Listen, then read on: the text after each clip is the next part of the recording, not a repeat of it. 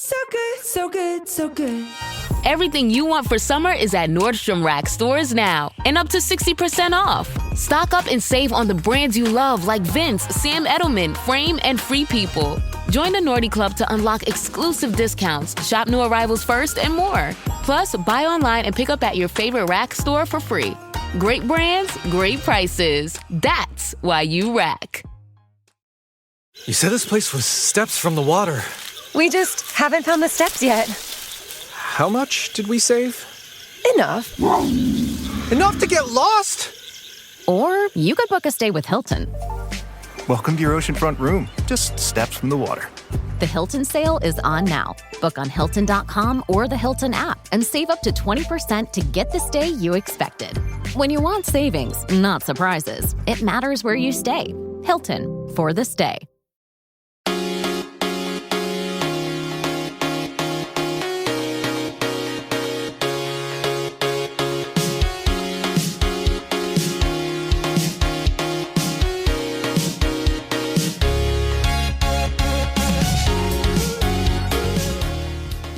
I'm Jessica, and this is Daebak K-Rambles, where a couple of friends review Korean dramas. And we are back with a K-drama review for this episode. I am joined by Yarrow. How are you, Yarrow?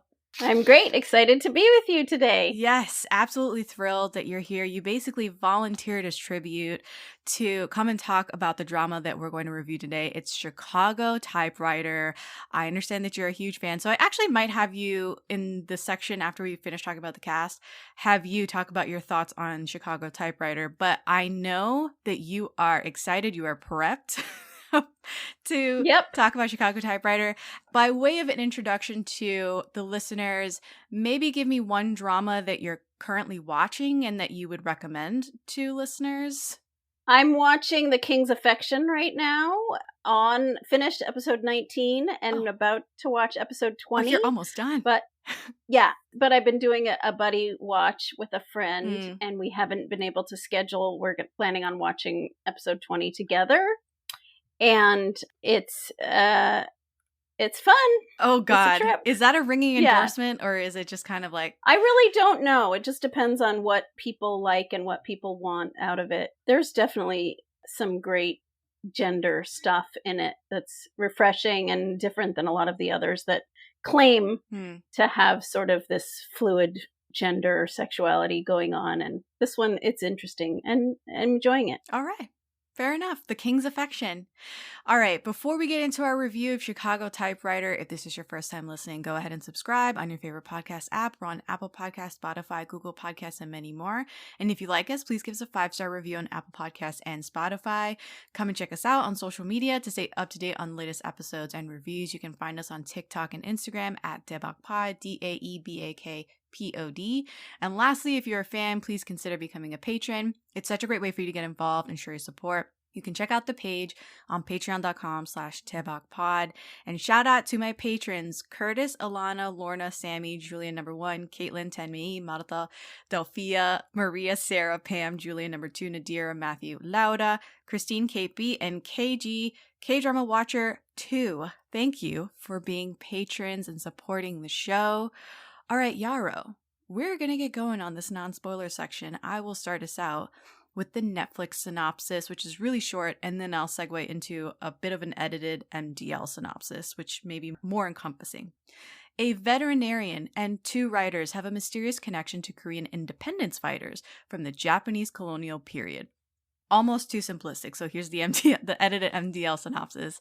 It reads, set in the 1930s Japanese occupation of Korea and the 21st century, Se-joo, a best-selling author in the present, struggles with writer's block, while Yoo-ah-in, a talented ghostwriter in 2017, offers to help but has a mysterious condition. Chon-sol, a veterinarian with diverse skills, fluctuates between extreme fandom and anti-fandom for Se-joo. As their intertwined stories unfold, the drama explores the connections between past and present lives, focusing on redemption and friendship set against the backdrop of Korea's changing history. All right, so this show aired between April and June 2017. It is 16 episodes long, and it is directed by Kim Tol-kyu, and he's directed a bunch of stuff from the early aughts, he's been directing things like Her Beautiful Story, Hwan Jin-yi, Emergency Couple, which I vividly remember watching in 2014, My Beautiful Bride, Mother, which I still need to watch from 2018, Confession, Flower of Evil. He is the director of Flower of Evil from 2020. He won a Picsang Award for that, Best Directing.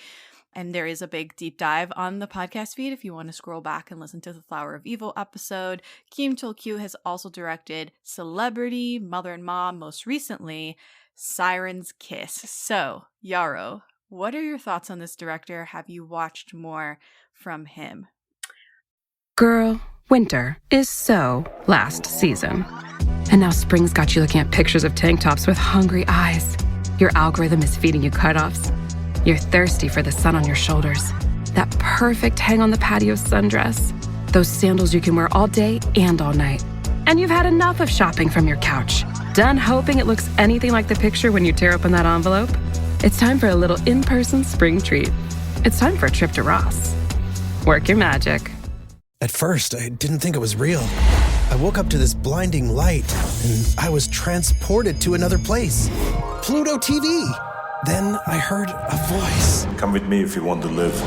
There were thousands of movies and shows, and they were all free. The truth is ours. It's just so beautiful. On Pluto TV, free streaming of Terminator 2, Fringe, Arrow, The 100, and The X-Files may cause excitement, loss of sleep, and sudden belief in extraterrestrials. No credit cards or alien encounters necessary. Pluto TV. Stream now, pay never. I don't think I've watched any of those. Oh, okay. Fair enough. I have been wanting to watch Flower of Evil, but we can't watch it in the United States, and I was too wimpy when it was available. Really? Did they take it off platforms? Oh, that sucks. Yeah, it's not available right now. Okay. Well, it's kind of one that, like, month to month it changes. The licensing deals expire, and then they kind of get renewed, and it's somewhere else. But definitely recommend Flower of Evil among all of these. Mother, I heard, is really, really good. I want to watch it.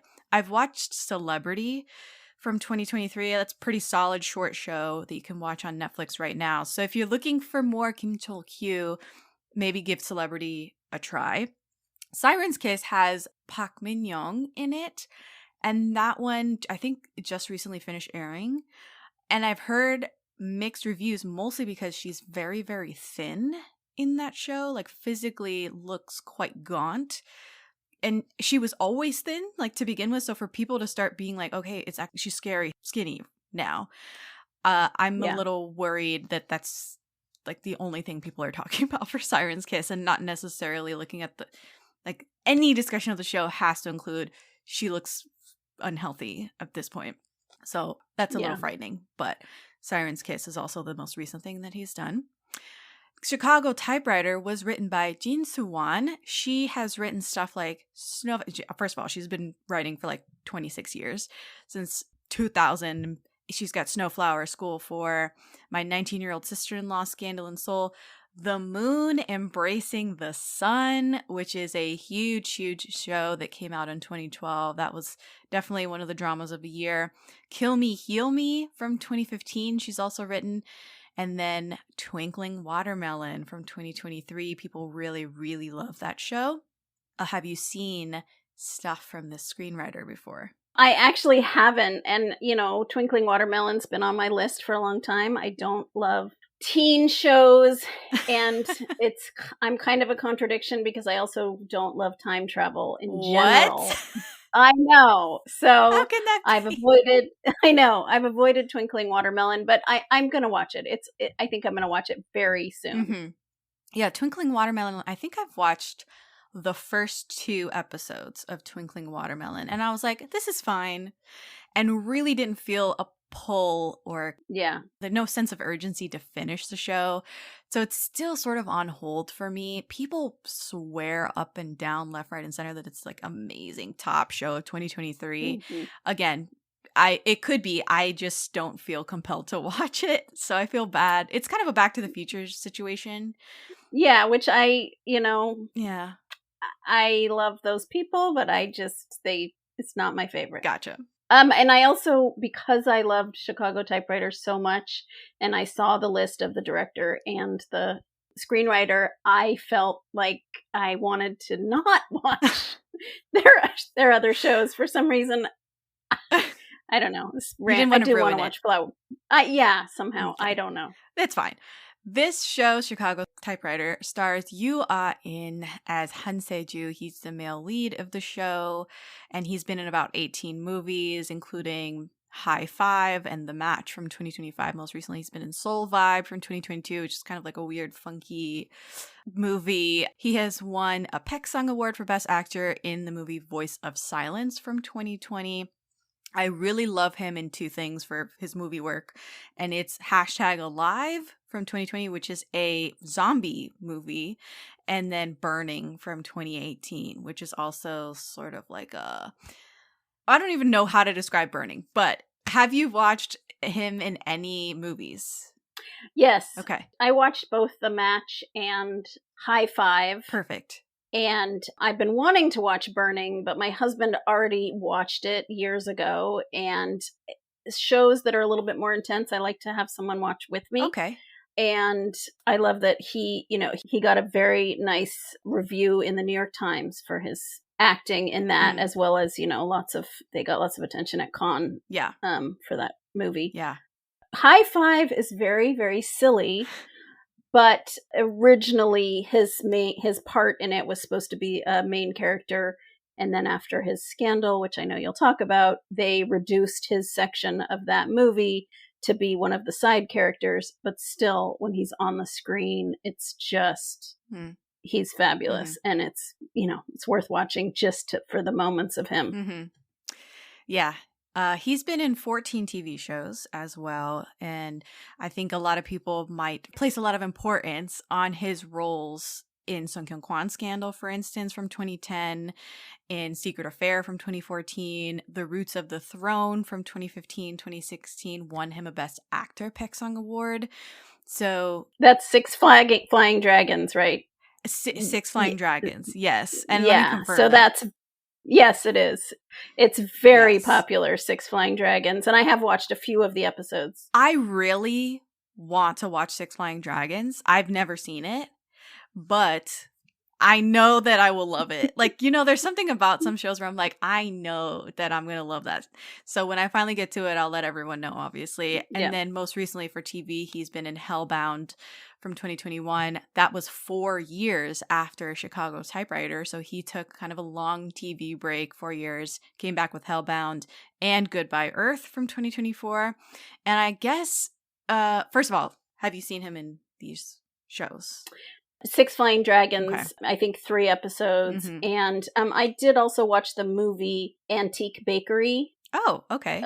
From 2008, maybe 2007. It's also got Kim Jae-uk, who is one of the stars. It's awful and also really interesting to watch it, to see how, what was happening in Korean cinema before the broadcast changes, and a little snippet into where some K-dramas, because it's a movie, but it's more like a K-drama. Okay. And it's about men. It's similar to Coffee Prince in that it's about men who run a fancy bakery, and one of the main characters is gay, and it's interesting and awful at the same time. Okay. Well, domestic violence is why it's awful. Oh gosh. Okay.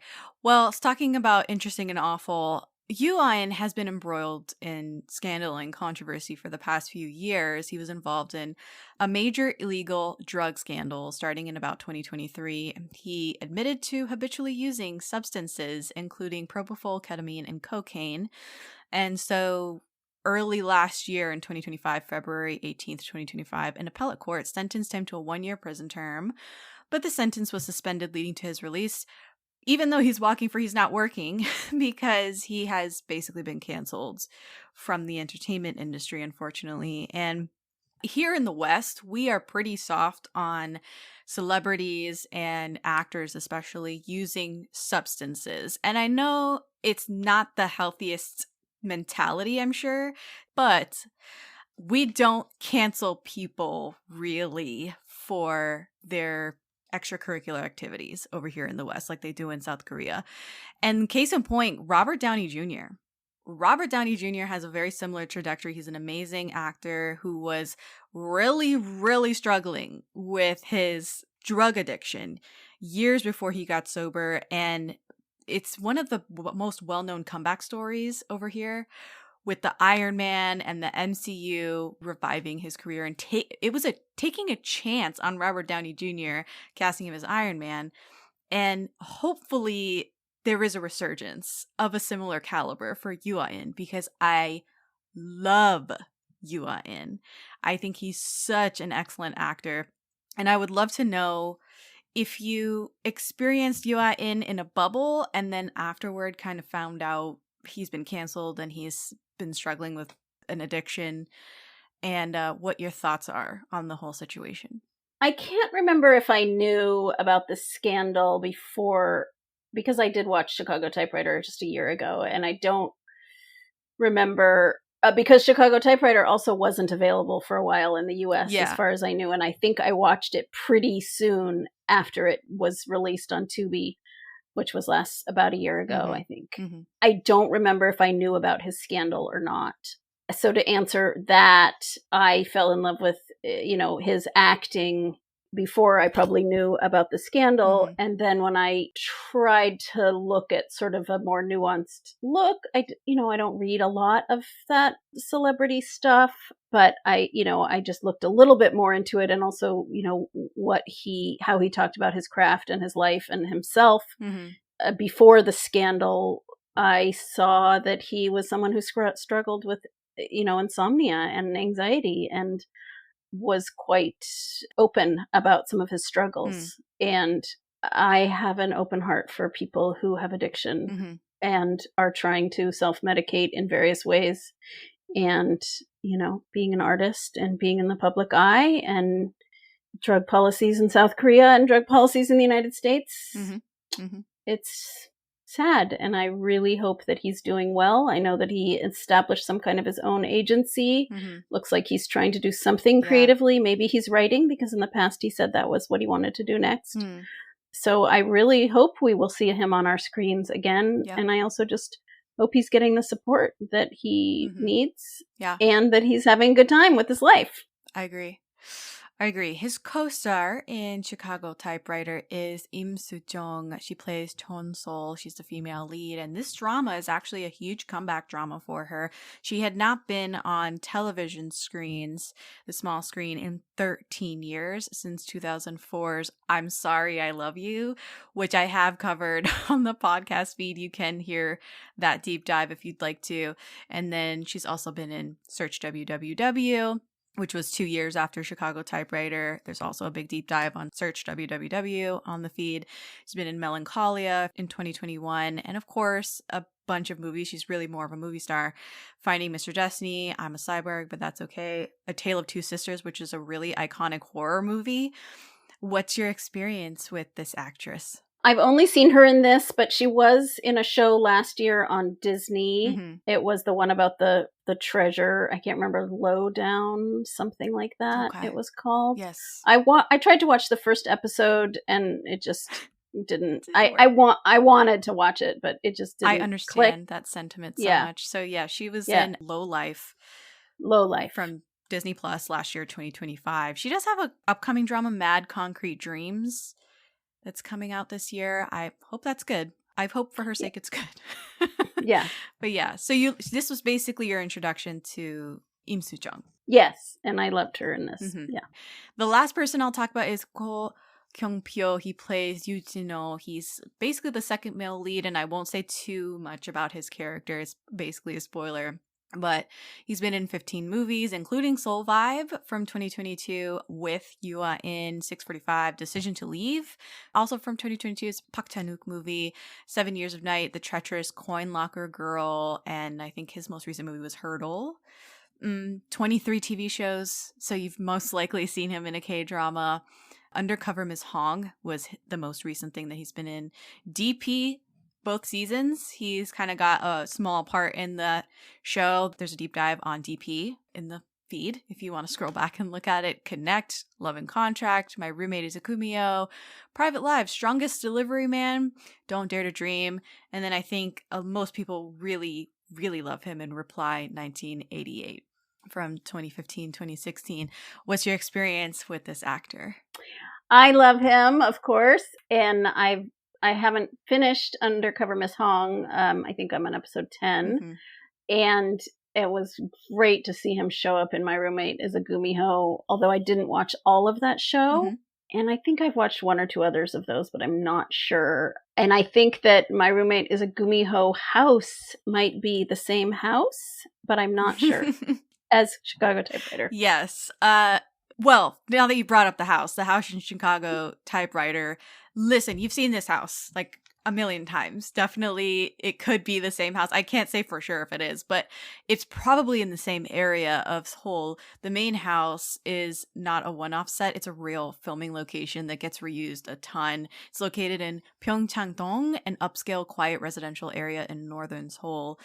And that area is known for modern luxury homes, architect-designed villas, lots of filming locations in this area because the owners of the house might just be like, yeah, you can use my house for the exterior shots of what XYZ and the other K-drama.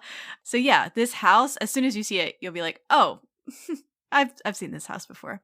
Okay, so now that we've gotten to the end of the cast, and there's more people in this cast as well, but those are the main players. Yarrow, please tell me and the audience what you love so much. What did you connect with in Chicago Typewriter? I think that in the big picture, the reason that I love it and that it just like tore itself into my heart is that it's really novelistic. It really has a beginning, middle, and end. The stories weave together in a satisfying way, and I'm a reader, and before I watched K-dramas, I actually didn't watch very much TV. Okay. And the narrative of beginning, middle, and end, and this big story, these two big stories told in, it's dramatic, but it's also kind of a quiet way, Mm-hmm. I think fed into my natural inclination towards a narrative arc similar to a novel, storytelling wise. And, another key theme of the pen is mightier than the sword, and the typewriter is mightier than the gun, as well as a key theme of, the struggle of writing a novel, and that it's about writing as well as about history, and another key theme of atonement and forgiveness. Sure. So to segue into my thoughts, I like the concept of the story, which is about camaraderie and friendship and love and betrayal and, like you said, atonement, and this story that spans basically 80 years and finding out the truth that haunts them and stuff like that. I personally, it took me about 6 episodes to really lock in to Chicago Typewriter and to just start liking it, basically. And then I sort of really liked it. And then towards the end, I was like, okay, like this is fine. It was kind of an uneven experience watching it. So I liked it, but didn't love it. And I really wanted to love it. This was, this is a drama that's kind of been a white whale for me. It's been a little hard to find in places like you said. And then we watched it on Tubi sponsor me.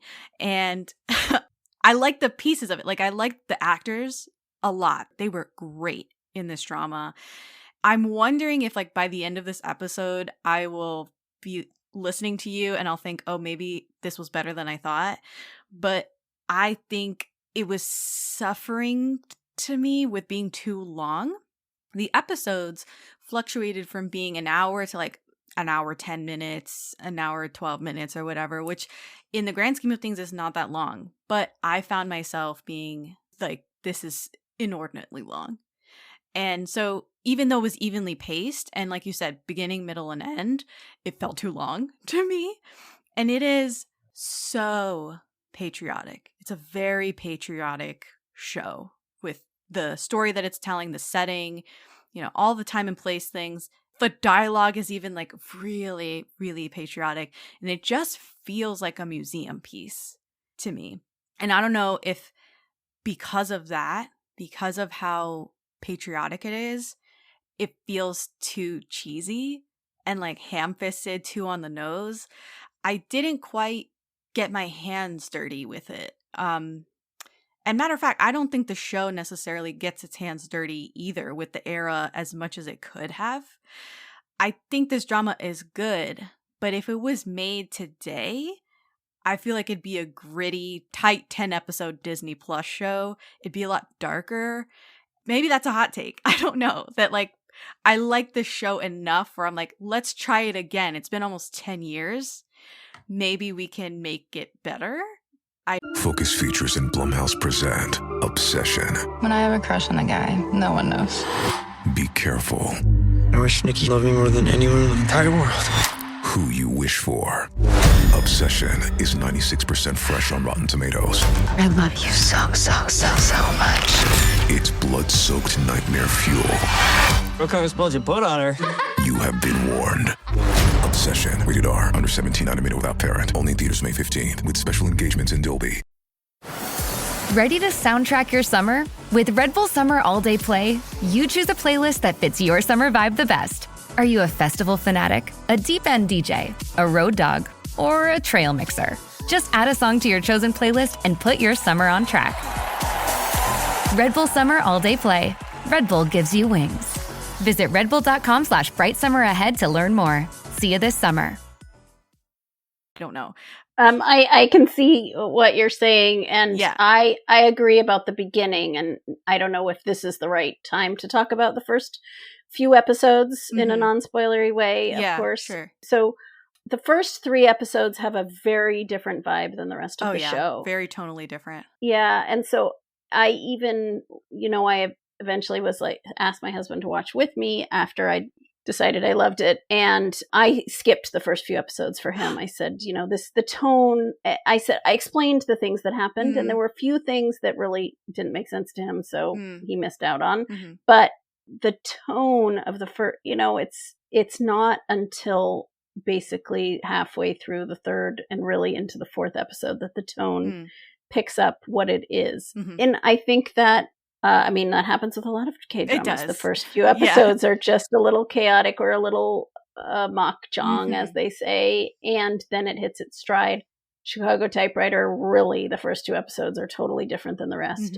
And like you said about what it would be like if it was made now, I think that being made in 2017, I think that it was a little bit of a show of the more like what I've seen of the 2012, 2014. Yes. It was a little bit closer to that that time period. It almost feels classically K-drama in a sense. And less like the 2020 sort of era of shows.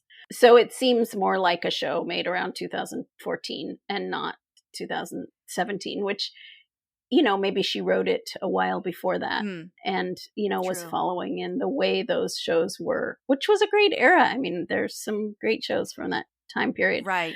And when you say it was too long, I can understand why you feel that way. And at the same time, what I think is interesting about this show is that it doesn't really have I didn't find it to have a 12 to 15 episode air slump like so many shows do.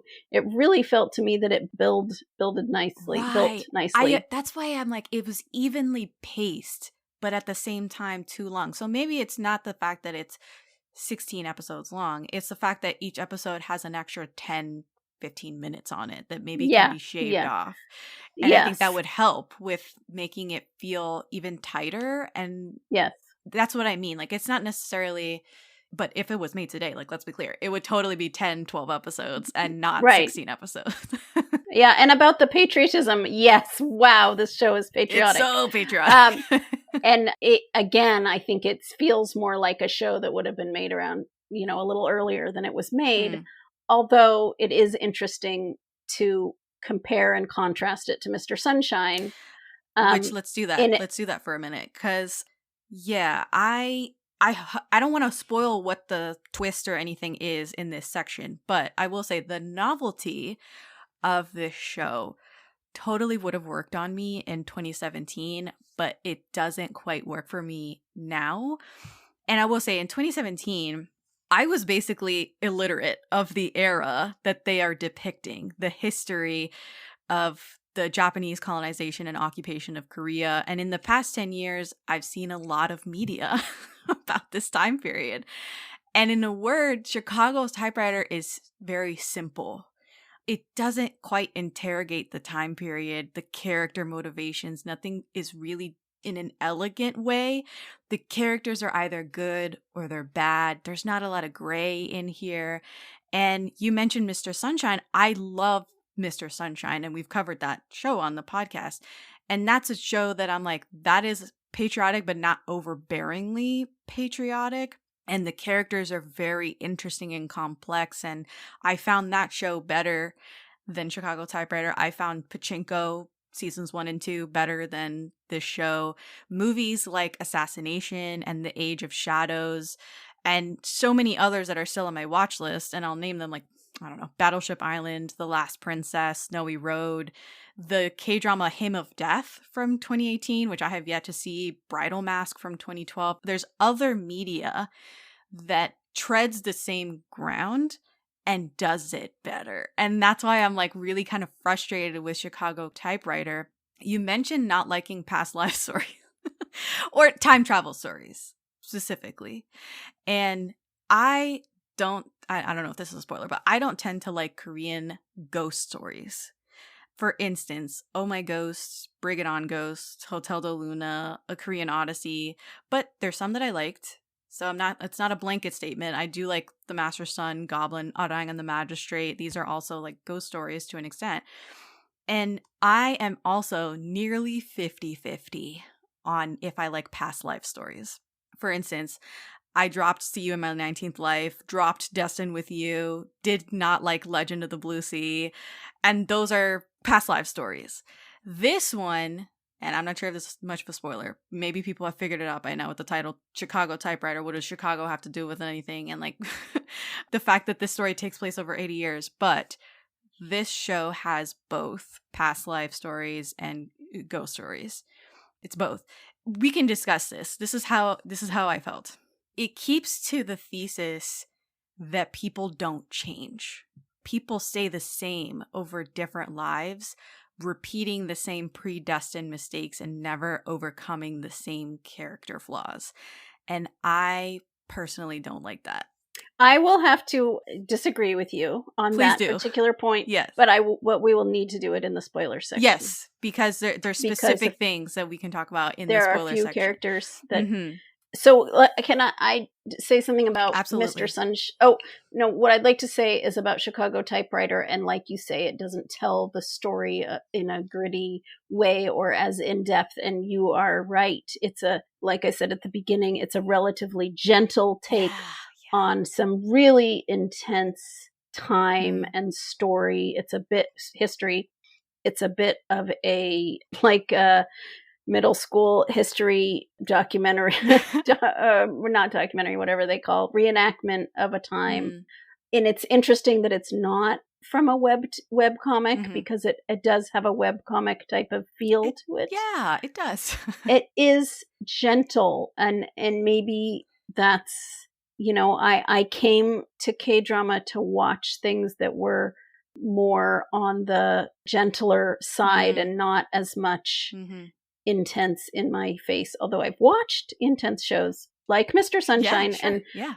And I will just say about Mr. Sunshine and Chicago Typewriter is a fantasy and Mr. Sunshine is not. And it's interesting in the K-drama fandom, people talking about these shows, and in the more, past few years, people think that Chicago Typewriter was copying Mr. Sunshine. Oh. But of course, Chicago Typewriter came out first. What? People think that? Oh my gosh. Just, mentions, about one of the characters who has a similar thing to one of the characters in Mr. Sunshine. I see. And well, that's wrong. Yeah. That's straight up wrong. I feel that Chicago Typewriter meandered across the street so that Mr. Sunshine could run. Yeah, sure. I can agree with that. Absolutely. This came first. It plowed the ground. And I mean, Mr. Sunshine, and then the Mr. Sunshine is like prestige level television in a way that Chicago Typewriter is not. It's just totally different scales. I totally understand that. I'm not comparing scale. I'm kind of talking more about the characterizations and how complex it is Absolutely. and the plot and stuff like that. Not necessarily like Mr. Sunshine had $40 million to work with, and they hired Lee Byung-hun and whatever. I'm not talking about that. Yeah. But comparing, from a surface level Yeah. was what I was doing. Yeah. Okay, so Yoo Ah-in, which I will say in the non-spoiler section, excellent actor. I love what he's doing in this show. He's also got a buzz cut in this show, which completely works for him. The buzz cut is not something you see all the time in K-dramas. And he's also very tan in this. Like, he just looks kind of sun-kissed. I feel like it's only something that one other actor can pull off now, and maybe it's just I have no other names at the moment, but Tung Hae-in is the only other actor who can do this. Like, the buzz cut and like sun-kissed sort of tan look. Mm-hmm. Nobody else is doing it. Mm-hmm. Yeah. There's a I think you might be right. So that's pretty much the extent of my non-spoiler thoughts. Did you have anything else you wanted to add before we break for spoilers? I love this show so much that I had to write about it a bunch. And I do have a few things to share in the non-spoiler section, which is that for my writing practice, I tried to write about things that I love. And I wanted to write about this show without spoiling it. And so I did write a 600-word ode to why I love Chicago Typewriter without spoiling it. Okay. And I'm obviously not going to read that whole thing, but I'm going to can I just list the things? Yeah, absolutely. Yeah. So one of the things, I love the way, a lot of K-drama are genre blending. This one is really genre blending between historical and fantasy and romance and thriller, and the mishmash chaos of the mixed genre in this show I found worked just very well for me. Mm-hmm. And I also thought it was interesting that they have this Dali painting, or they have a sculpture of the Dali painting of the melting clock in one of the first scenes. They do. And I loved that. I was like, yeah. Oh, yeah. Yeah. What a pull. So I loved the antique typewriter and the way the typewriter was basically a character in itself, and how many different things the character represented and became. I also really liked the cinematography, and there's a good essay on a blog about the cinematography. I liked that the cinematography was slightly different style in the past scenes from the 1930s and the modern, in the current era. The cinematography changed. Yeah, I'm nodding my head. Yes. Yeah, I love the writing desk and the writing room and the stacks and stacks of books. The stacks of books go on and on. I liked the discussion about art, about having a muse and what it is to have a muse, and who becomes a muse and who isn't a muse, or not isn't, but, where inspiration comes from. Sure. Yeah, sure.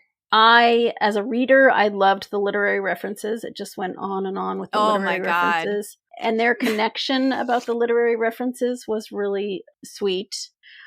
I loved the steampunk vibe. It did have a steampunk vibe, and I do appreciate that. Yes. Yeah. And I loved the gold pocket watch and the matchbox. I love this idea that Han Se-joo gives himself a cup of, or has his helper bring him a cup of hot chocolate and a slice of cake when he finishes a project. Yes. And sweet tooth. Cinnamon sticks. And I also really love the soundtrack, especially the song Be My Light by Kevin O, which is the most beautiful song. I agree with everything that you're saying, because I like the same things about the show. It's probably adding to why I appreciate the show, is because it's got all these like little idiosyncrasies, and they're all great. Like, I love that stuff as well. Like the cinnamon stick instead of the cigarette. Like, he's like, yeah, I like to chew on a cinnamon stick, which is so endearing and unique to the characters.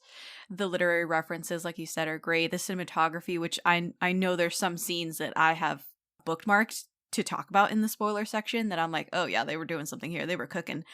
And I will say the OST is really good. Yeah. Really good. That's why I'm like, this is like classically K-drama in a lot of ways. Very classically K-drama. So there is a fun fact that I added a link in your document. and it's not spoiler to say that the writer took an experience from Yoo Ah-in's personal life to use in this show about when he was a struggling young actor at like age 19, and he'd been in one TV show and he was ready to give up and go back to his hometown. He was almost out of money, and he went to his corner convenience store, and the ajumma owner there gave him chocolate milk or something similar as a gift and said, you're doing great and I'm your first fan, and just take this. And he said he had to leave quickly before he started to cry. And there is a similar scene that they used. Oh yes, absolutely. In Chicago Typewriter with the female lead and Yoo Ah-in in a deli many years before this show, the main part of the show starts. Yeah. Got about 10 years before the events Yes. of the modern day portion of Chicago Typewriter. And it's not a deli, I'll have you know. It's a Subway. I was avoiding that. Yeah, so this main product placement in here is the Subway. It is just as frustrating as I remember seeing Subway as a main sort of location for events in the show.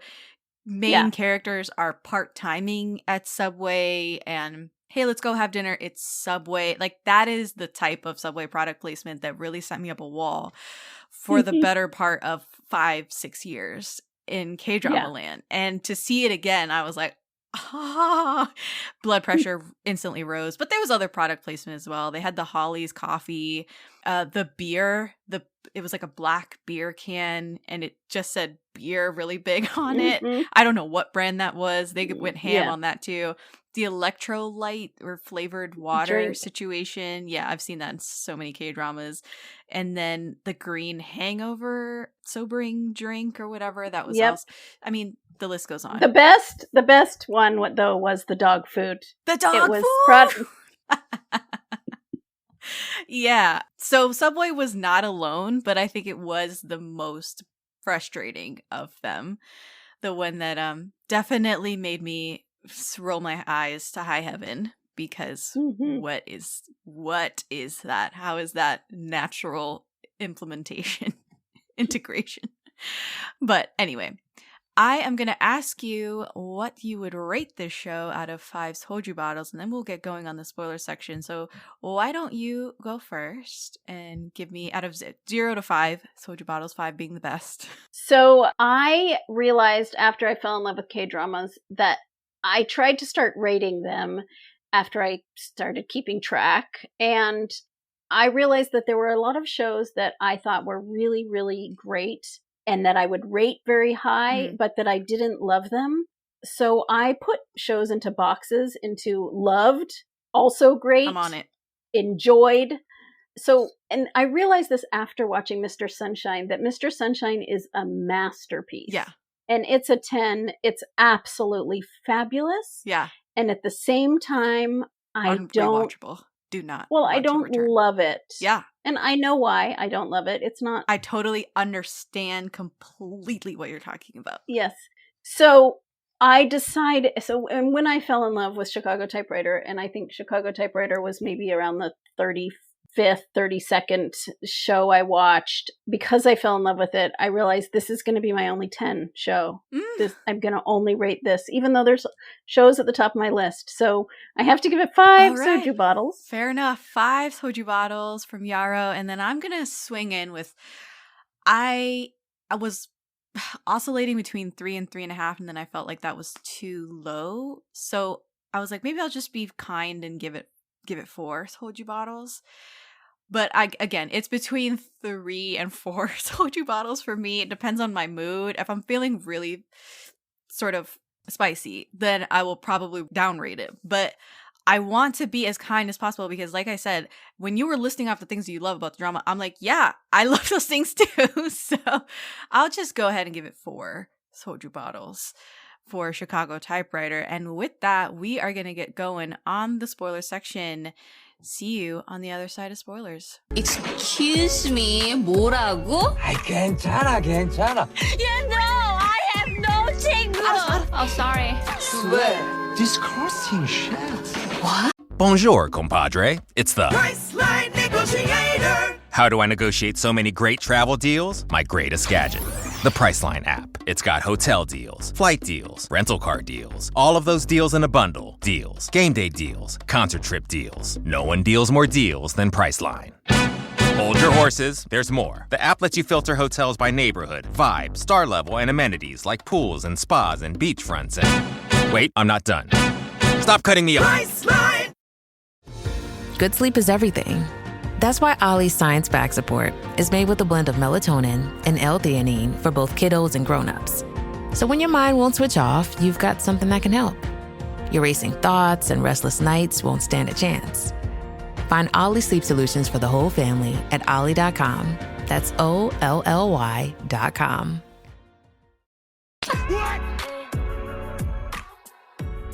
All right, we're on the other side of spoilers, so we are going to spoil what happens in Chicago Typewriter. This is about a 10-year-old show, so if you haven't seen it by now, you can go and watch it on Tubi. Tubi, sponsor me. We start in on episode 1, and we got a standard typewriter number 5. This is an Underwood number 5, arguably the most successful and iconic typewriter in history, produced around 1900 to the 1930s. It's really heavy, about 30 to 40 pounds. So every time they pick up the typewriter, I'm like, they are picking up a freaking brick. I really like this typewriter. It's very moody and very steampunky and all of the things. And it is a character unto itself. It's like New York City as a character. It's fun that they already introduce the fact that the gun that they use in the show, or one of the guns, is nicknamed Chicago Typewriter because it sounds like a gunshot, similar to that of like clacking away on the typewriter. And it's not just any gun, it's the Tommy gun. So if you've ever watched a gangster movie, they are using a Tommy gun, and that's the gun that they're referring to as Chicago Typewriter. We're here in Gyeongsong in the 1930s, and I love everything about the past sequences. How about you?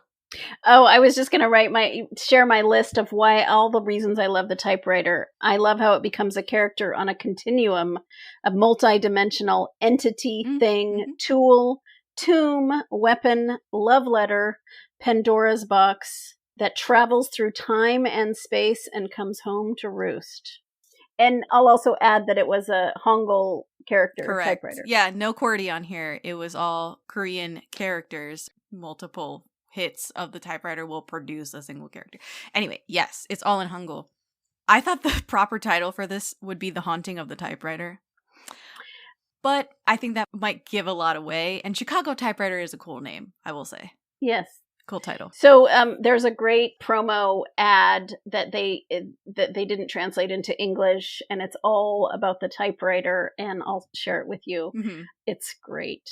I thought this was interesting because in episode 1, the main character, the male lead, Yoo Ah-in's character, is in Chicago on a book tour, and he sees the typewriter. He's in this really cool, like, restaurant, clubby sort of space in Chi-town. And there is a white guy in this show. And I was like, I've seen this man before. Is he the man from Squid Game? And the answer is yes. However, this is John D. Michaels' very first Korean drama credit. It is here in Chicago Typewriter. So if you've seen this guy further along in his career, you got to give credit where credit is due. He was the proprietor of this little club, hosted him on his book tour. Yeah. Strange space, but he was the original owner of the typewriter. Well, at least in the present. Yes. And Yoo Ah-in says, "Can I buy it from you?" And he says, "Oh no, to me, she is priceless." I'm like, okay. I mean, I think for me personally, there would be a number. I would have a number in mind to let the typewriter go with this guy. But anyway, I found this interesting that, and this is classically K-drama, that the female lead is some sort of, she owns a courier / errand service, and she does that full-time or part-time. It's very unclear, but she used to be a veterinarian. And I'm like, what the hell do you, what? The fact that she was like, did all of the schooling to be a veterinarian, and she went through, No, she's not a veterinarian. She left that practice. She is now running her own errand service. And I thought, how much more K-drama could you be? Yes. And her name means legend. Correct. Yes, her name means legend. Oh, and I forgot. She was a sharpshooter who nearly competed in the Olympics, and she quit. And this is very understandable, but she quit because she was seeing visions of her past life. The one thing I never understood about the show was why this group of people remember their past life. You know what I'm saying? Like, why isn't everyone remembering their past life? It's just this small group of people.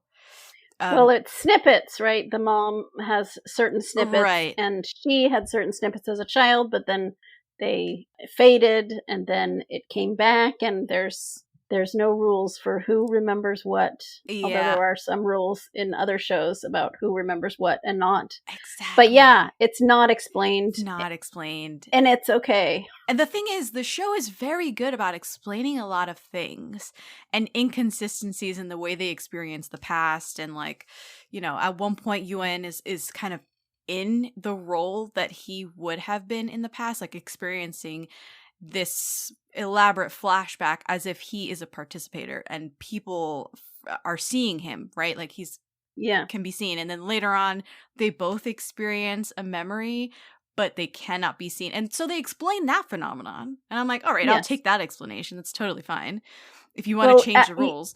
But they don't. His character, Yoo Ah-in's character, is named Han Se-joo, the author.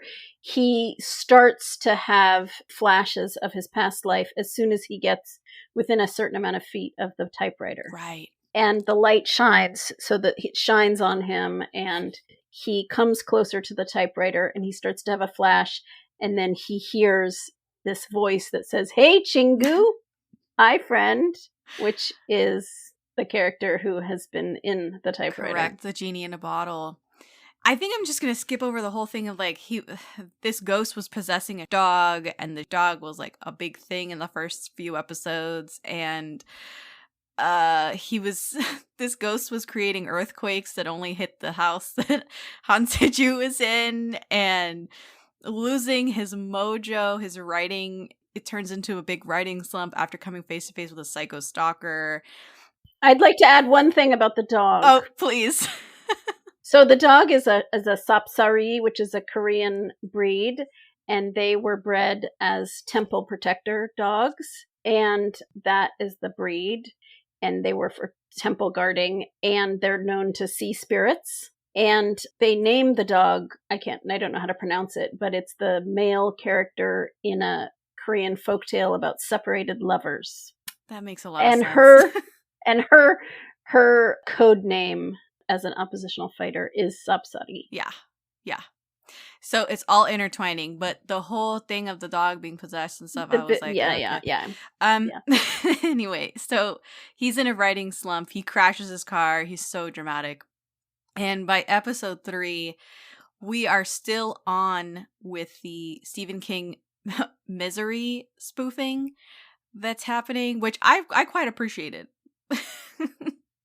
I found that funny because she saves him from the wreckage, and for some comedic reason, she puts like a dog cone on him instead of something that really truly will immobilize his neck after the crash.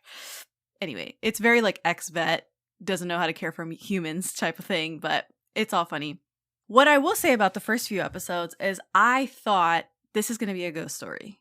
There's going to be a ghost at some point who's actually ghostwriting. That was my instant guess. And then there was a lot of gaslighting happening. Yep. And I was like, oh my God, they're not only gaslighting him, they're gaslighting me as an audience member. How did you feel about that, like, delayed reveal and the fact that even the characters, the ghosty, which in my notes his name is Ghosty, he's gaslighting the guy, Han Se-joo. I'm going to go back to what you said just a minute ago, which was about just the first few episodes in general, and say that the very first episode, which is Han Se-joo going undercover to check out street fighting gangsters for one of his books, is the most ridiculous scene in the entire show, and it has nothing to do with the rest of the show.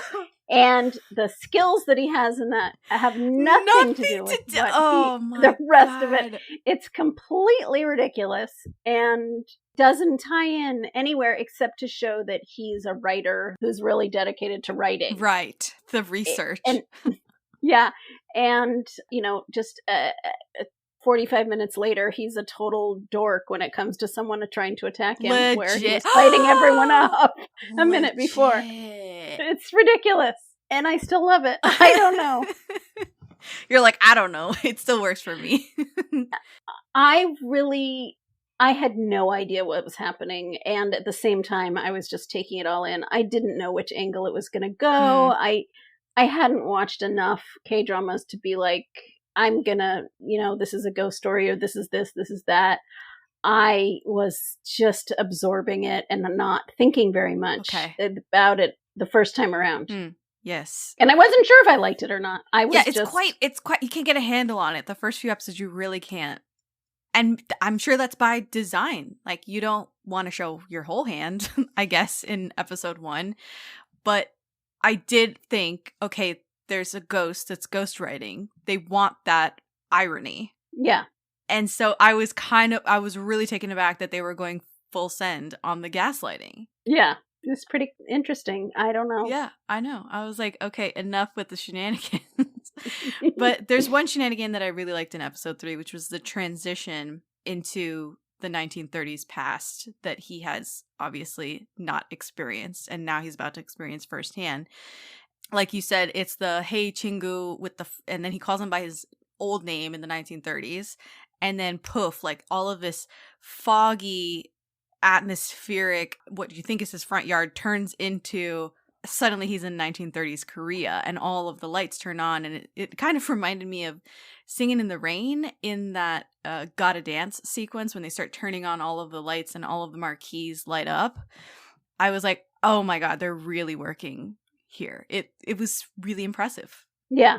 And it's also a callback to Eugene O'Neill, Long Day's Journey into Night, although it's not like so much about that show. I mean, that play, it's more just about like the title, A Long Day's Journey into Night, Eugene O'Neill's most famous play. Which Eugene O'Neill has, his portrait is in his writing office.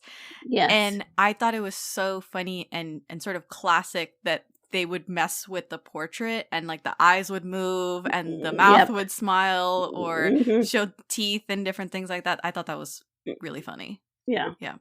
But yeah, you find out pretty quickly that they are reincarnations of these Korean revolutionaries during the Japanese occupation in the 1930s, and that this gold watch that you think is actually hers originally belonged to the male lead, Han Se-joo, back in the 1930s, and it was his family heirloom.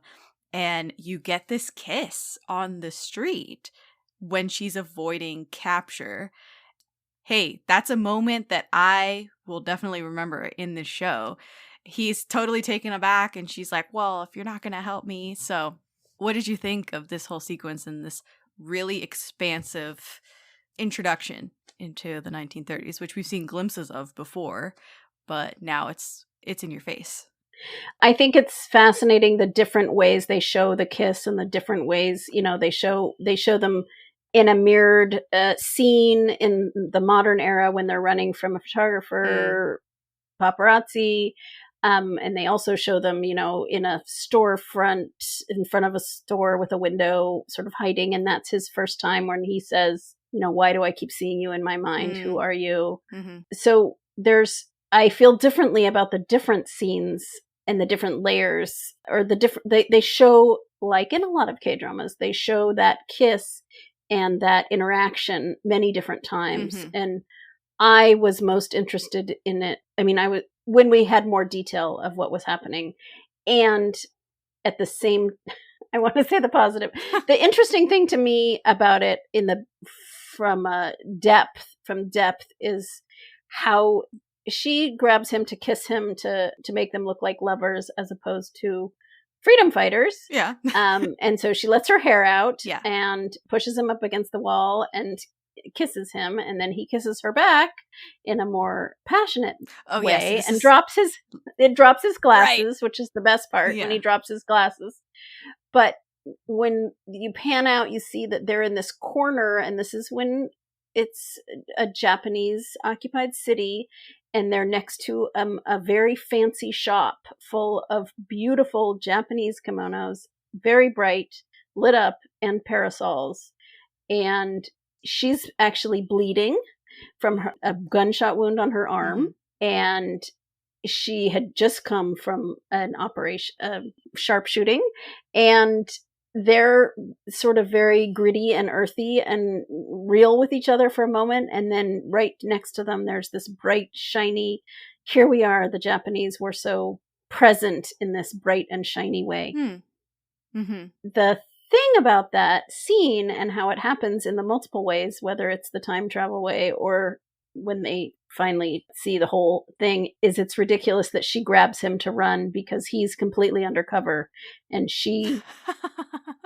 and so it makes absolutely no sense that she would grab him to run. Right, because he's not under suspicion. At that point. Yeah, at that point. Yeah, it's quite early.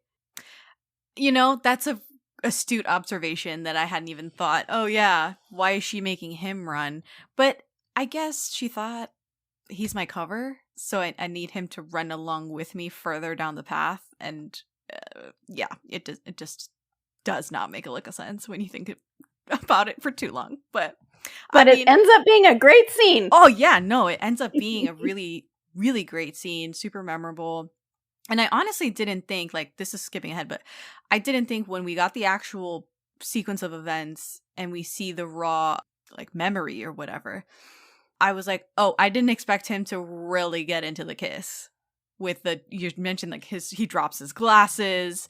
He's really shocked at first, and then he really hugs her close, and he's all over her. And then he continually, which I loved, he continually teases her about the kiss and like, oh, do you need another lesson and all of this stuff? You call that a kiss? And I love that. I love all that stuff. Yeah. So about the gaslighting, yes, that you were talking about our ghostwriter, Eugeno, as he names himself after Eugene O'Neill. So Han Se-joo's experience in those episodes, from the time when the first 5-6 episodes, when he starts experiencing these out of the ordinary things, I've now, I clicked play on episode 1 almost immediately after finishing it the first time. Oh, wow. Because I didn't understand if I loved it, and if I did love it, why. And it wasn't until I just share what I finally figured out. I have a neurodivergent brain, and I actually experience surreal, out of the ordinary things that I now know have an actual name with medical terminology and all. And if it was 100 years ago, I would have thought I was having paranormal experiences. And it seems why I'm drawn to magical realism. And magical realism is very specific, different than just fantasy. You know, most of it is really normal. 90-95% of the story is not fantasy, and well, maybe a little bit less, but magical realism in general is what it is. So I can relate to characters who are going about their regular everyday lives and all of a sudden have unexplained experiences. Han Se-joo has these types of experiences. He freaks out and tries to understand what the hell is going on. Actor Yoo Ah-in is fabulous with this. And as I absorbed and empathized with his character's arc through this type of the show, that felt like it was a real direct route into my psyche. But it took until my 4th watch to realize that this was part of why this show just like got its claws into me. Yeah, I think he's relatable in that sense for sure, because in the first 3 episodes, Yoo Ah-in is a very naturalistic actor. And so he's really bringing this sort of mania out where he's like, I freaking don't know what's going on. I don't know what I'm seeing. Is this real or is this fake? And then the ghost is literally gaslighting him the whole time. So it doesn't help that he's not getting answers until episode 3, towards the end, when it kind of becomes clearer. And he has this very visceral experience in the 1930s By episode 4, we get that this is a ghost, and Yoo Ah-in is over here in like a 2-piece Glen check suit, just walking around town, and very few people can see him. What I thought was interesting, and you mentioned the fact that you like all of the literary references and the process of writing and things like that, is that in the past, so we get a subway sequence where the female lead has become his very first fan, like you said, in the non-spoiler section, and she works in Subway. He goes to Subway every day to have a cheap-ass sandwich and write. He tells her that he wanted to be a writer no one could imitate. So inimitable. And it's a bitter dream now because he's dealing with a ghostwriter, who's literally a ghost, who can imitate his style explicitly, you know? And I thought that was a very interesting take. They don't quite do much with it because you end up finding out this ghostwriter is writing a story that he wrote. Just basically, he is not writing something new in his voice. It's literally him writing from the 1930s, and the ghostwriter is like dredging it up from his own memory.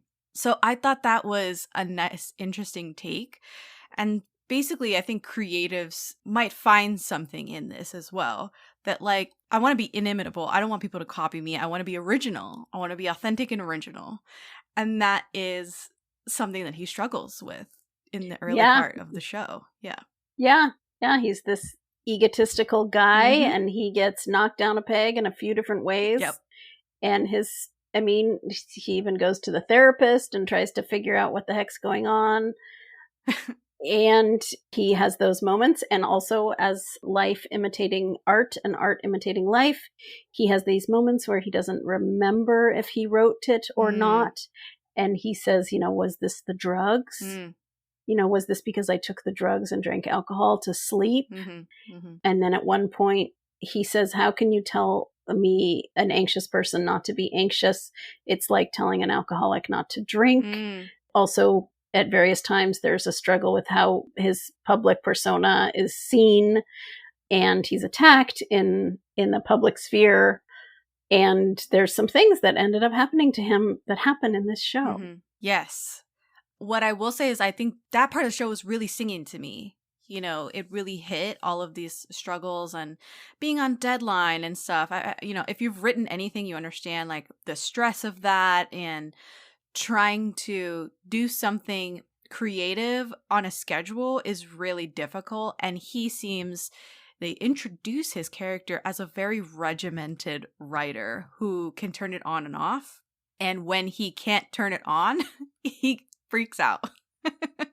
And I'm like, yeah, relatable. Because when you are told you have to write something, when things are on the line and you can't produce something, and especially it's his livelihood, I thought that was pretty brilliant of them to bring that in. And it adds to the frustration that he feels alongside the gaslighting situation, which, pardon me, you find out he's a ghost at the end of episode 5, not at the end of episode 3. So excuse me.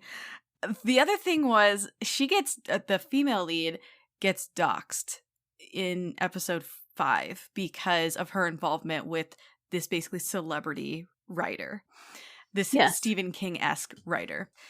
And they go on this like weird first date in this episode where it's he's passing it off as hypothetical fan service for his number one fan.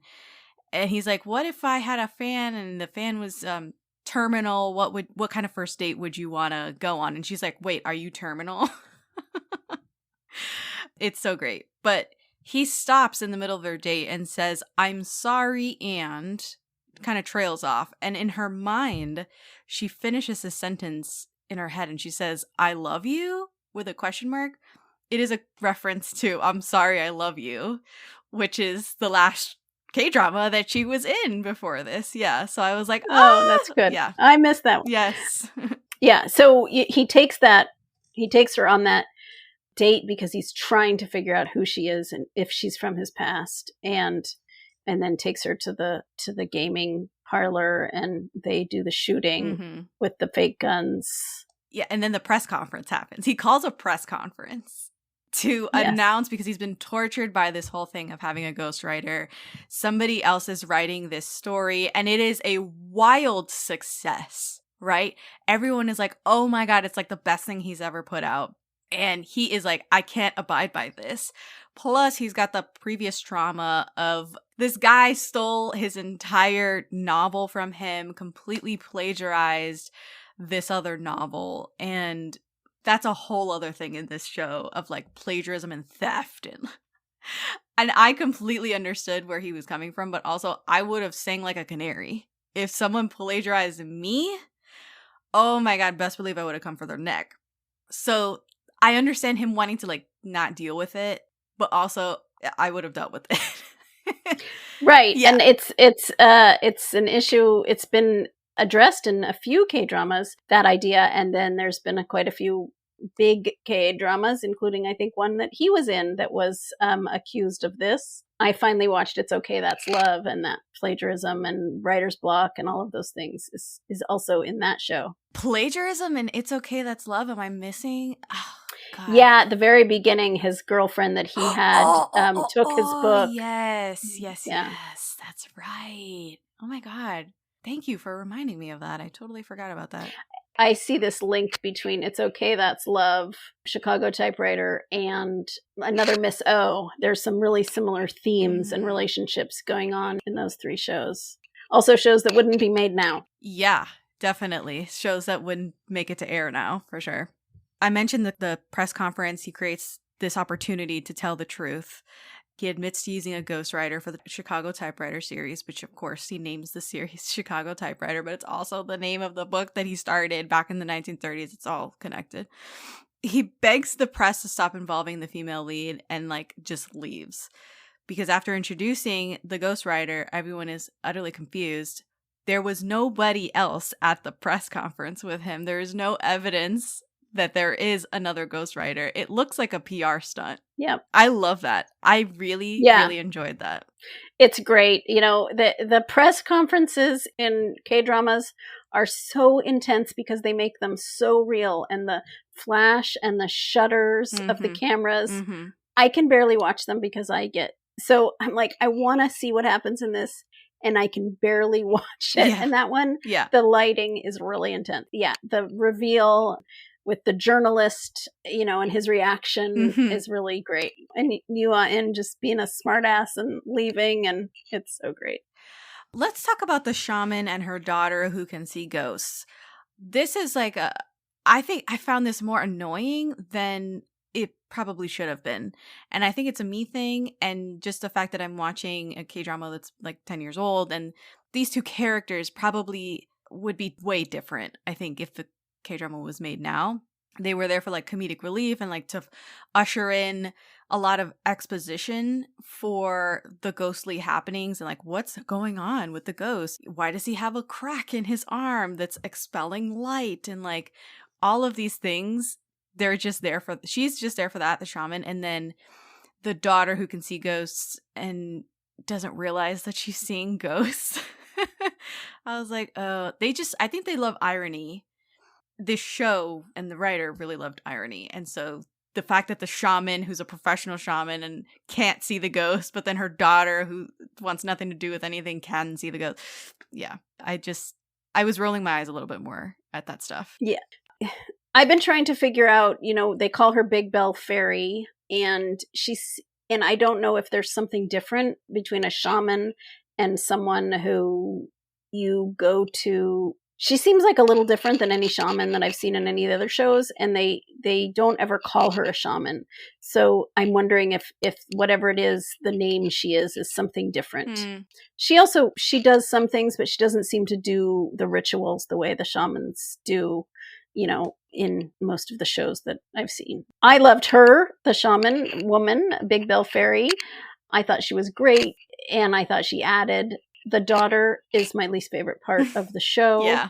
It's maybe the actress, the way they wrote her character. Yeah. It's very K-drama. It's very like 2010 K-drama. So I don't want to, you know, say that it was the actress, because I think it was the way she was written. Her outfits, it is, the irony is great that she can see the ghost Mm-hmm. and her mother can't. The very first scene when she comes across him after with the red beans is a great scene, Yeah. but she's my least favorite part of the show for sure. Mm-hmm. By episode 7, the female lead keeps finding excuses to forgive him or let Han Se-joo off for his really bizarre behavior, because he's yelling at her, he's cutting her off, he's being rude, he's combative, and it's all because he's responding to Ghosty, who she can't see. So he looks like a crazy person.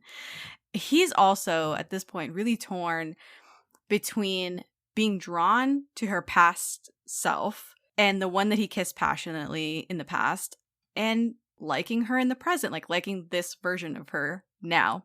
And I thought they could have done more with that. Yes. Right? I'm like, that's an interesting thing to explore. Totally. Of like, do I like you, or do I like my memories of you from the 1930s? Yep. I think that could have been definitely beefed up. Oh yeah, and then there's a whole thing of the male lead Han Se-joo is constantly in competition with the guy that plagiarized Baek Tae-min. What do you think of Baek Tae-min? And I think this is where I'm coming from, where I feel like they don't necessarily go all the way with the people can change thing that I said in the non-spoiler section, because the mom still abandons her child and does like irreparable harm to the female lead Chon-sol. So she's still sort of betraying her in the present. This character Baek Tae-min still goes off the deep end with kidnapping, thievery, attempted murder, etc. And then the male lead and the female lead, Han Se-joo and Chon-sol, still fall in love in the present day as a kind of fulfillment of the love they couldn't have, this relationship that could never be in the 1930s. So I'm like, okay, the Korean dramas really go deep on fate, on destined lovers, and things like that. And this is kind of a continuation of that, where the 1930s, there's a lot of stuff that happens and happens in a way again later on in the present. So I would love to hear a little more about your disagreement. Like, what's your rebuttal to like this deep-seated thought that I have? It's a few things, but one thing is she, the female lead, Jeon-sol, she talks about, in her conversation with her mom that says, I disagree with you, you abandoned me, and no, we don't have to repeat these same things. Mm-hmm. And she chooses to, she names that we can change, and she doesn't, they don't choose any kind of revenge against any of the people that have hurt them. In fact, they act very, I can't remember the word, but they give room to all the people that hurt them to have their own redemption of a kind, whereas they didn't in the earlier. She went full revenge on everyone. Not revenge, but she finished the job and continued to choose that. And I think that Baek Tae-min, he was someone who had a terrible, terrible mother and had a stepbrother who was ridiculously talented where he was not talented, and that it could have gone either way for him. And I felt that they showed us that things just kept on not going his way towards being a kind person and being able to and his father even says that to him, like, this is what you chose and you could have chosen something else. And yes, they basically all similarly stayed the same, but they talked about this idea of change. And Eugenio really has true deep atonement, I find. I see. He talks about what he wants to do when he's born again and how he wants to meet lots of women. Yes. Not just one. Yeah. And I would like to say something about Eugenio, which is another reason I realized I loved this show. Sure. I found him to be an angel-like character, and that he was trying to figure out his, what happened to him. But he became like an Elijah the prophet to me in our tradition of Passover, where he was invisible, but he was welcomed in the door. He came in because the dog opened the door. And he's welcomed in, and he's totally misbelieved as who he is at first. And then they accept him and they offer him a seat at the table. And he has this covenant with his two beloveds. And he has pure intentions of figuring this out And he's this manifestation of forgiveness and redemption and love. And it turns out that he's a portend of good things to come. A portend of good things to come. Yes. Okay. Because he helps bring them together, these two people who were not. Mm-hmm. I'm thinking about what you're saying. Okay. I like your assessment of Yujino. And he is sort of like just such a saintly figure in this. The show makes it seem like he did something wrong. He's atoning for something or being punished for something that he did in the 1930s. And what is it? Nobody can remember what it is. What did he do? How did he meet his end? Yada, yada, yada.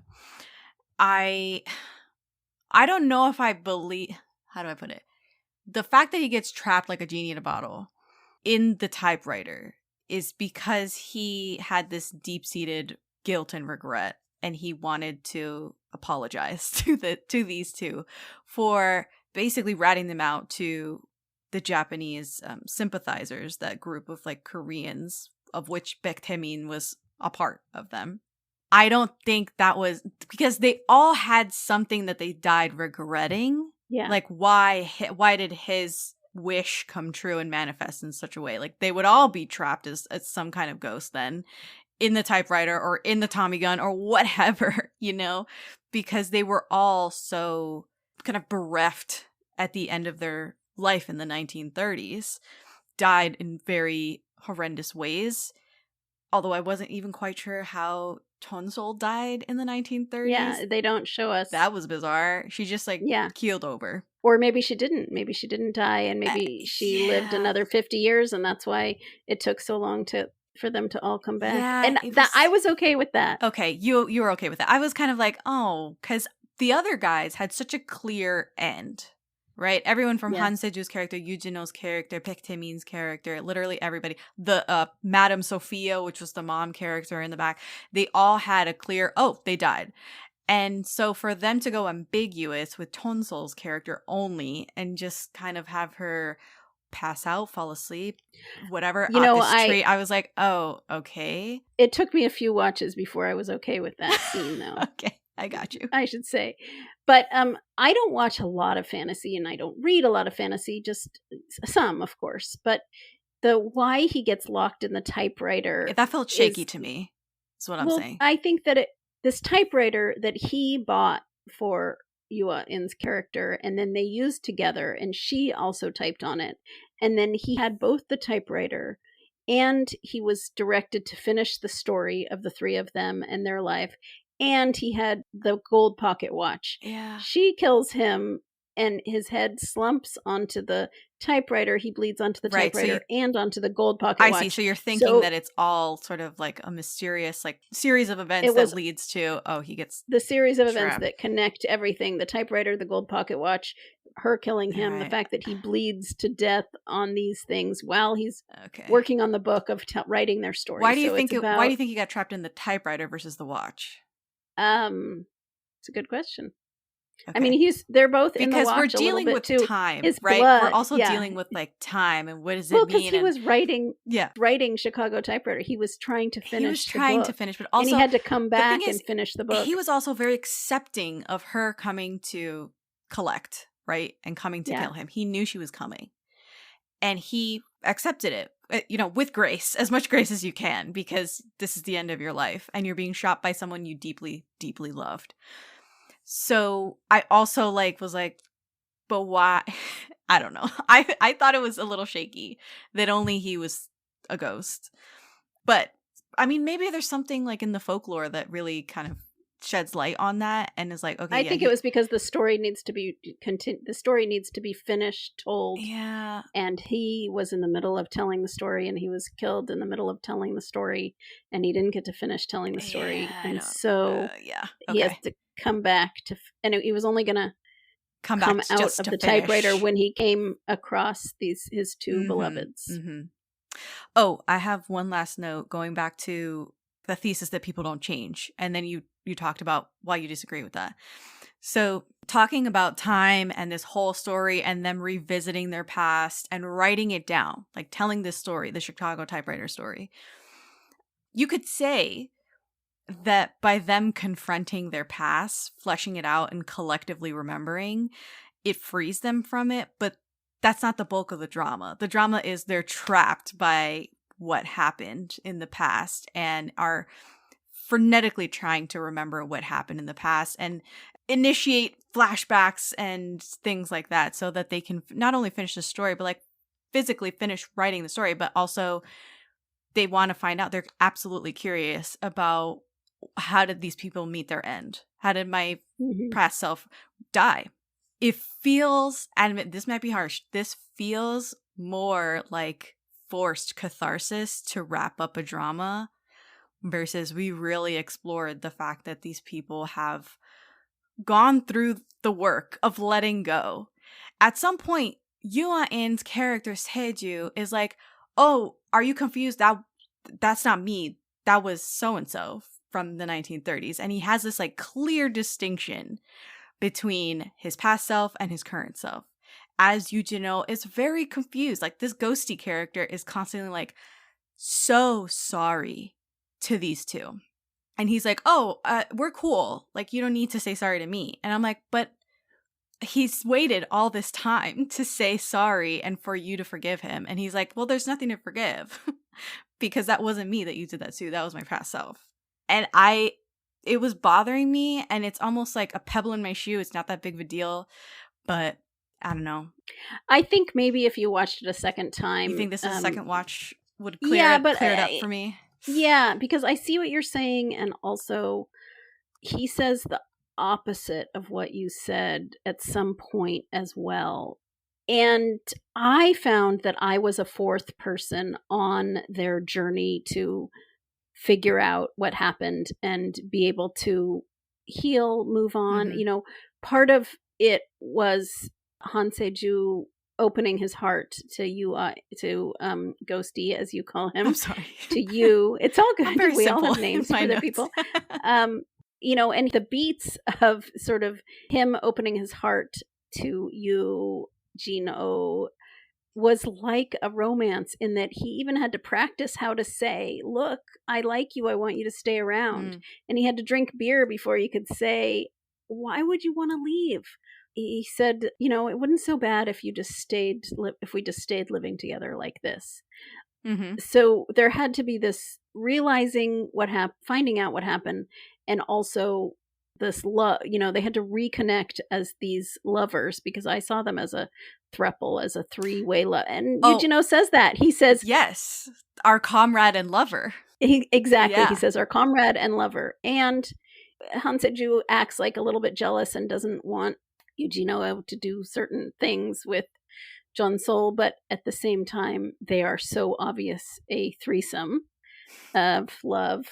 And the thing is, maybe, not that I'm like, it needs to be more, like, ham it up, but the structure was there for that, so I was like, oh, just do that, you know? Yeah. Yeah. So I guess I also wanted, like, a commitment there, and they didn't quite do it. They did it in the very end. He's at his book signing, and Yoo-jin-oh's already gone at this point. And he's at his book signing or book reading, and he reads this. He talks about what a muse is, and how he dedicates this book to his muse and this, you know, person he loves out in the world. Mm-hmm. And then we see this little scene of Yoo-jin-oh back at the Carpe Diem, dancing with his comrades and looking at a photo, and there's a photo of all three of them that has appeared.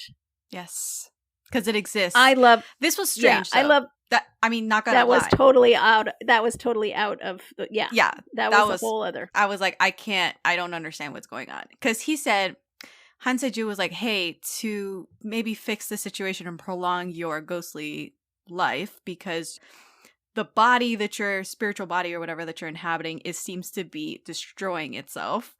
Why don't you live inside my book, inside the Chicago Typewriter book? And I was like, what do you mean? The physical book, or just like the concept of the book, the words? Like, I had all this like follow-up that never was done. Oh, no. Yeah, it's totally confusing. It's like very He conceptual. locks him into his book. Yeah. Yes. Head scratcher. Instead of instead of coming back or attaining Buddhahood, as they discussed As at they the keep beginning. saying, yeah. It was completely bizarre. But anyway, yes. Also, what was interesting, and I liked this part of the show, it's like around episode 11 or so, that Chon-sol was tortured by the vague memory that she killed Han Se-joo, which ends up not being like the complete story. She didn't just kill Han Se-joo, but she tells him, Han Se-joo, that these feelings of like pain and guilt are so fresh for her.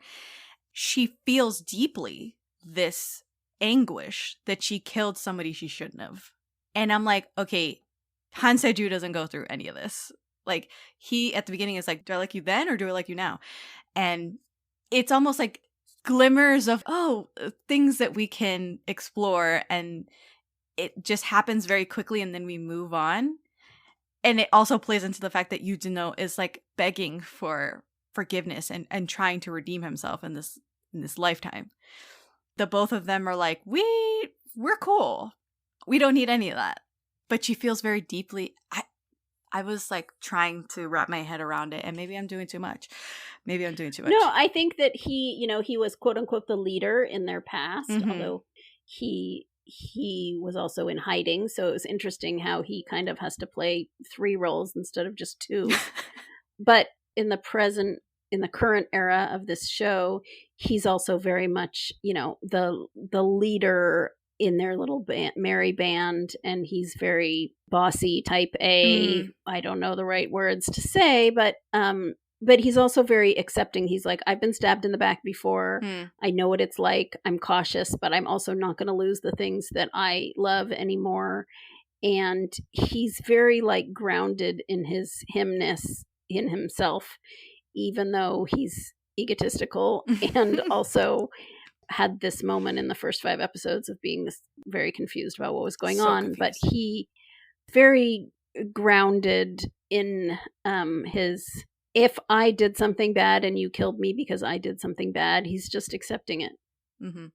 And there's one of your questions was what was the best scene, but I will lead that into what was my favorite scene. Okay. I had to go back and really look through some and really think about what my favorite scene was. And I realized my favorite scene, it's in episode 9, and it's when Yoo asks to go into the historic central square of Seoul, where the Japanese government general building had been. Yeah, there was some sort in of front of the outpost. temple palace. Yeah, in front of Gwanghwamun Gate. Yeah. Yes. So this is it during the time where Chon-sol doesn't see Yoo yet, but the 3 of them are on this outing, and Han Se-joo and Yoo have this conversation about the past and the present and what life was like, freedom versus oppression, sort of, and the freedom to love who you want to love.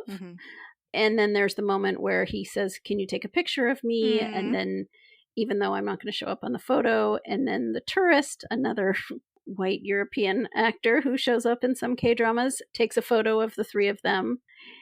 And it goes back and forth between the 3 of them. And then it also goes back to my favorite scene in the past in the jazz club when she says, you're going to be a great writer. And then they dance with champagne. And it's the 3 of them being together and having both introspective and joyful moments. Yeah, I love this scene as well. It might be one of my favorites, especially it might be top 3 in the show. There's a quote here that I have where Ghosty says, I want to live in a world like this, Yeah. And Han Se-joo says, I told you life is a hardship no matter which era you live in. There isn't a world that is perfectly made. Every period has its own problems and issues you must resist against. We only have one world that we make for ourselves as we collide, fight, battle, and conquer. Thank you. Because you guys devoted your youth, we can live like this. Please tell the youth who devoted their lives back then that I said, thanks for the hard work. And it's very sentimental, you know. And I love that aspect of the show, that it's very thankful toward the freedom fighters and those that were really fighting for independence and put everything in their life on hold, including a love, right? They didn't get to experience this really. Their threesome, their what is it? the King Arthur, Guinevere, Lancelot. But they're less tortured, even though Eugenio doesn't get to stay with them. They're less tortured. And that is a way that Han Se-joo's character changes, and it is to do with the situation of the modern era, is that at the beginning of the show, he says people stab you in the back and there's no reason to have an open heart and welcome people in. And he changes his mind. And he even has this lovely, moments with his agent / publisher where he opens his heart more to him and also to his secretary, helper, personal assistant. Right. He opens his heart to her. And then he opens his heart to having a relationship, to love. Yeah. And so he does change. And I like that part of the show where he is like, there's no reason to, hide my feelings and not, I have the quote. I have the quote here. It's in episode 12. It's when he got a concussion and he's in the hospital. He tells her, I think I loved you in the past life. Despite that, I think I closed my heart. It's for me to meet you in the liberated country and love you to my heart's content. It's not the price of sin. It's an acquittal. It's an opportunity. And so I'm going to today for the country, do something. And then he kisses her and it's a really passionate kiss in the hospital. But yeah, it's that sentiment of like, I'm going to live fully because those that came before me could not. Yeah. So, Yarrow, we are nearing the end of this. Is there anything else you'd like to share? I have lots more thoughts, but I think I'll pause at this point. All right. Well, Yarrow, thank you so much for coming on this journey with me, this 80-year-long journey through Chicago Typewriter. And I want to thank you so much for sharing all of your wonderful thoughts and insights and why you love the show so much. And I hope that people who haven't watched the show so far, haven't been spoiled too much, and go and watch it for themselves. It's on Tubi right now. Where can we find you online? On Instagram, Yarrow SR, and I have a link tree there with some essays and some art. Perfect. All right. Well, that's been our show. I'm Jessica, and this has been the Daebak K-Rambles Podcast. This is a Bose moment. You're 10 boring blocks from home until the beat drops in Bose clarity. And the bass line transforms boring into maybe the best part of your day. Your life deserves music. Your music deserves Bose. Find your perfect product at Bose.com. With Plan B emergency contraception, we're in control of our future. It's backup birth control you take after unprotected sex that helps prevent pregnancy before it starts. It works by temporarily delaying ovulation, and it won't impact your future fertility. Plan B is available in all 50 U.S. states at all major retailers near you, with no ID, prescription, or age requirement needed. Together, we've got this. Follow Plan B on Insta at Plan B One Step to learn more. Use as directed.